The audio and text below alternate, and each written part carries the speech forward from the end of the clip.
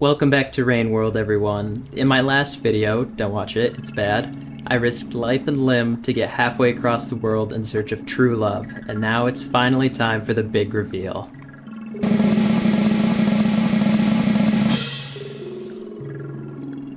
I don't know what this is. I think it's a robot, but it doesn't really do anything. She does speak gibberish, and when I grab her nightlight, she starts screaming, so, After thorough examination, I had deduced that this robot was in fact not breedable. This heartbreaking discovery led me to give up for my search on love. So it was back to square one. I had no idea where I was or what I was doing, so naturally, I started wandering.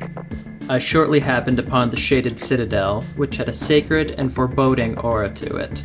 It kinda reminded me of a church due to its intricate designs on the walls and architecture. Maybe it was a church at some point. Maybe they worshipped Slug Jesus, I don't know. Whatever it was before, it had since fallen to ruin, and its primary residents were now mice and spiders.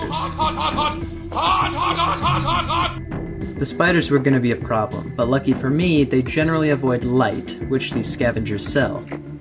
Scavengers are absolutely rabid for pearls, so they happily give me light balls in exchange for them. I probably could have just killed one of these light mice and carted around their corpse for a lantern, but I'm not a monster. With spiders taken care of, my next obstacle was going to be mole lizards. Now, when I say obstacle, I don't really mean obstacle as in like a hurdle that you have to jump over. I mean it as in like a puddle that you have to walk around. The thing is, mole lizards are actually blind, so they can't really see me, which is pretty useful when they're trying to eat me. I'm literally walking over them right now, and the only thing they can do is like wriggle around in frustration. I really don't get the idea of giving enemies disabilities. Like, I know that you're trying to be more inclusive, but like, what's next? Are they gonna be crippled or British? Anyways, after I stole the lizard's walking sticks, I wriggled my way through some sludge and eventually up into the memory crypts. Fun fact, it's theorized to be called the memory crypts because the memories of the people who've since passed are allegedly stored in these boxes. The basic idea is that there are organisms stuck inside of here whose only purpose is to serve as a living memory bank, which you can kind of see their flesh if you look closely enough. The premise is a little like that game Scorn, if you've ever heard of it. The more you know. This area is filled with Mirospirds, which are a pain in my ass. They're basically giant scissors on legs that have a burning hunger for anything that moves. Like me. Luckily, Mirospirds are still birds, so like birds, they're pretty dumb. Due to their poor object permanence, you can go away for a few seconds and they'll forget you were even there in the first place. There were also these blue orbs that worked as flashbangs when you threw them. They were good for like blinding the Mirospirds when they ran by.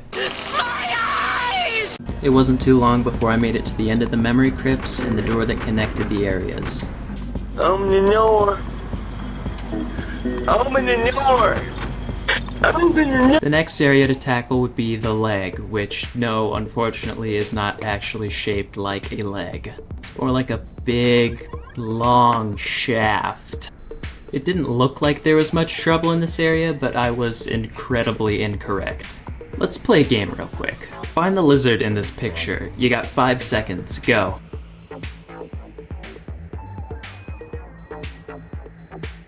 Time's up, he was right there in the corner. If you found him, congrats, you're either a RainWorld veteran or you served in Nam. However, if you're anything like me, you just didn't see him at all. These guys can match the color of the background, which makes them effectively invisible. You have to look really closely at the background to make sure that you can catch one of them before they catch you.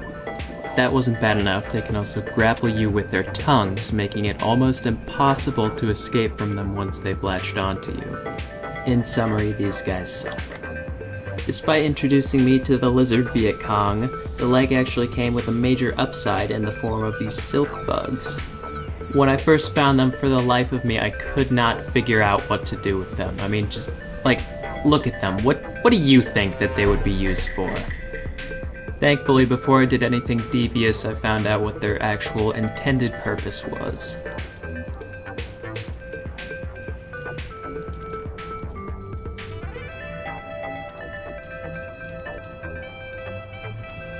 Yes, you saw that right. It's an organic grappling hook, and is fittingly named the grappling worm because of this. Honestly, I really like that the game never outright tells you what the grappling worm is used for, because the trial and error of figuring out yourself makes the end result way more rewarding. And just look at how smoothly it swings, it's awesome. However, my initial joy would be short-lived when I started running into the worst thing on God's green hellscape, the blueberry monsters. These guys suck. Like, they suck more than a pick-me girl at a football party suck. They're even worse than camo lizards, which is saying quite a bit. To sum them up, they're basically huge wreathing masses of tentacles and growths that'll stop at nothing to get their hands on their prey. Once they got a hold of you, it's game over. They'll drag you towards them and devour you like you were never there in the first place. Fighting them isn't really an option either. You'd have to disable each one of their tentacles individually if you wanted them not to be a threat anymore. With killing them out of the question, my only choice now was to maneuver around them, which was made significantly easier with the grapple worms. However, this only helped me when I was moving horizontally, whereas most of the time I was moving vertically. My grapple worm and I still pressed on and eventually found ourselves in an offshoot of the leg called the Underhang. One false step or swing here could land me plummeting into the depths below, so I needed to be careful where I was going. There was also a blueberry infestation here, so awesome. Dangerous as it was, there was still a fascinating species of fauna here known as the orange lizard. Orange lizards are by far my favorite species of lizard in the game, and for good reason too. They have one of the most unique mechanics in the game, which is being able to communicate telepathically with one another. The antennae on their head light up when they see prey, alerting others of their kind not just that they are there, but to their exact location as well. This allows the pack to move as a single unit and cut off prey through communicative maneuvers. They usually reside in these ball-shaped nests with lots of different routes, which is perfect for catching prey. It's a neat little mechanic that most people may gloss over, but I think the attention to detail in the lizard's AI is really cool. Anyways, I'm rambling. The next area was called 5 Pebbles, which had a grand total of 0 pebbles in it. I'm beginning to think the people who made this game just kinda suck at naming things. 5 Pebbles was interesting, and it had an unexpected property that I was not prepared for. Yeah. Oh, dude, what? Gravity's off. So yeah, for whatever reason, gravity had just decided to screw off. I assumed that meant I was high up enough to be in space now, even though there was gravity just outside. Something wasn't adding up, but I couldn't really do anything about it, so I just kept on moving. Also, you remember those floating nightlights that the robot got mad at me for grabbing? Yeah, there are like a ton of those here, and they come in different colors too, like red, blue, and purple. To add on to that, there were lights, wires, and pipes running alongside the wall. If that wasn't strange enough, there were white and blue appendages that reached around to each other and sparkled when they touched tips. Most of these wire organisms seemed ultimately disinterested in me. They were clearly doing some task that was beyond me, so we left each other alone. That was until I found blueberry tumors growing inside of the walls. They looked like a cancer on the circuitry, and most were immobile and stuck to the walls. These blueberries seemed like they weren't supposed to be here, and this theory was supported when I saw the name of this sub-area was called Unfortunate Development. Something definitely was not right here. Whereas the room before was filled with lights and bustling electronics, Unfortunate Development was dark and had frequent quakes. In my journey, I discovered a blueberry-infected black hole-looking thing. I figured it must be the cause of the shaking and gravity fluctuations. At this point, I had about 0 clue what was going on, so I decided to phone a friend. There's a little blueberry black hole. That's something, isn't it? It's something. A blueberry black hole. It's controlling gravity. And it tried. Have you eaten a little mushroom lately? Just like a little mushroom you found here. Yes. You just picked it and maybe nibbled on it. It tasted pretty good, so you just swallowed the whole thing. Because the magic mushroom that you ate, you think these blueberries, are out to get you. They're actually just normal blueberries. He's going on, really? Good. Good. You just ate me again. Start by greeting yourself. Get to know them a little. Introducing myself. I'll start with the blueberry vortex. Hey, big guy. I'm a slug cat. I see you're made of blueberries. That's real cool. And I hope we have a good time together. You know, he's eating me! He's in the process of eating! He ate me. Well, you need to bring an offering, a gift. An offering to the blueberry god. Yeah. What do you think the blueberry god would accept as an offering? Well, Like let's- food, spears. let's say that again in our heads. What would the blueberry What god? do you think the blueberry god would want? Blueberries?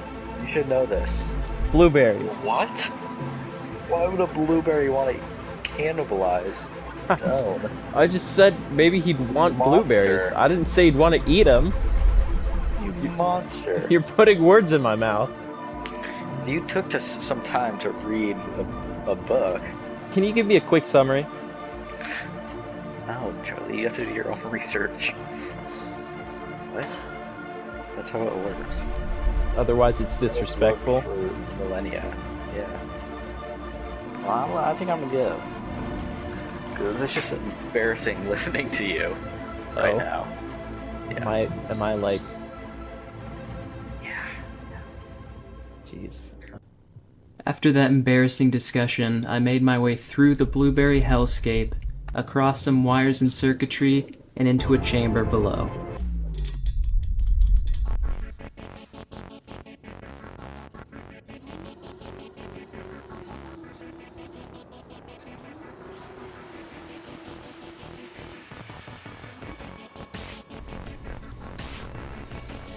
Hey everyone, if you made it this far, then thank you for watching my video. A special thank you for Kiba Draws on Instagram. They made the artwork for the thumbnail and I appreciate them helping out. This is my first video where I actually wrote a script, and I also have some new editing software which made the whole process way easier. Hopefully the quality was better as well. If you got any suggestions for different video ideas I should do, let me know down in the comments section. And obviously I appreciate if you'd like and subscribe. And I hope you come back to my channel. See ya!